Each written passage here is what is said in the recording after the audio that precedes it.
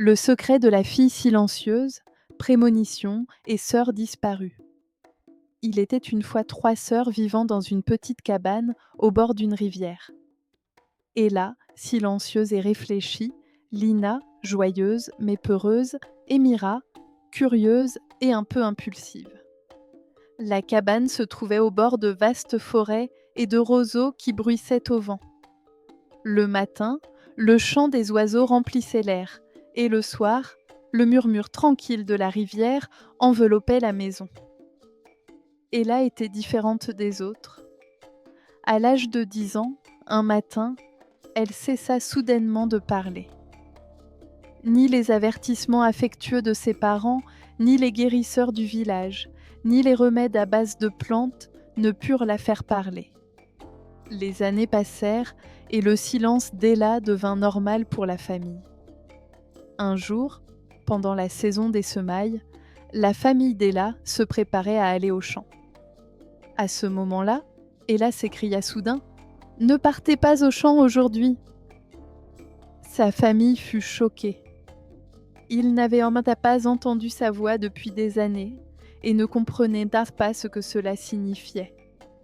Ella, cependant, resta silencieuse et ne révéla pas la raison. Mais sa famille, ne voulant pas manquer le temps des semailles, ignora l'avertissement. Sur le chemin, un arbre énorme tomba soudainement et écrasa les parents d'Ella. À ce moment-là, ils ne purent réaliser la puissance silencieuse d'Ella et son don de voir l'avenir. Après cette tragédie, Lina et Mira commencèrent à s'éloigner d'Ella, car elles avaient peur. Elles pensaient que le silence d'Ella cachait un pouvoir mystérieux. Les jours, semaines et mois passèrent. Lina et Mira sortaient très tôt le matin et rentraient tard le soir, évitant au maximum leur sœur. Cependant, une nuit, en rentrant tard, elles remarquèrent qu'Ella n'était pas dans sa chambre. Elles fouillèrent toute la cabane et ses alentours, mais Ella avait disparu. Les sœurs décidèrent d'aller trouver un puissant voyant vivant dans le village voisin pour retrouver Ella. En chemin, elles rencontrèrent une vieille femme fragile qui avait besoin d'aide. Elles la conduisirent en sécurité chez elle et passèrent la nuit là-bas. Le lendemain, elles poursuivirent de leur voyage et arrivèrent enfin à la cabane du voyant.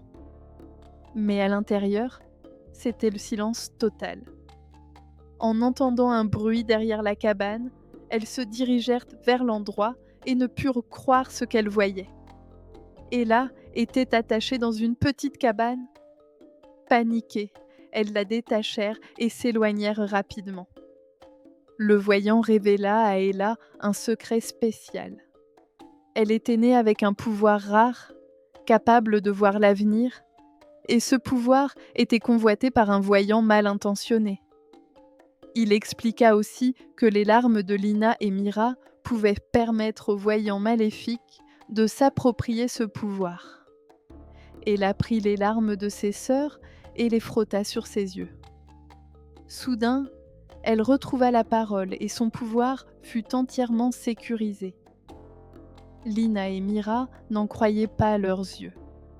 Elles étaient à la fois effrayées et reconnaissantes. Pendant leur voyage de retour, elles rencontrèrent le voyant maléfique. Étonné de voir Ella libre avec ses sœurs, il tenta de leur lancer un sort. Mais grâce à l'intelligence d'Ella et de ses sœurs, le voyant appliqua le sort sur ses propres yeux et devint définitivement aveugle. Il ne pouvait plus rien voir et n'avait plus aucune chance de s'emparer du pouvoir d'Ella. Ella apprit à contrôler pleinement son don de parler et de voir l'avenir. Lina et Mira réalisèrent leurs erreurs passées et demandèrent pardon à Ella. Elle les pardonna, et ainsi les liens familiaux se renforcèrent. J'espère que vous avez apprécié cette histoire mystérieuse et captivante.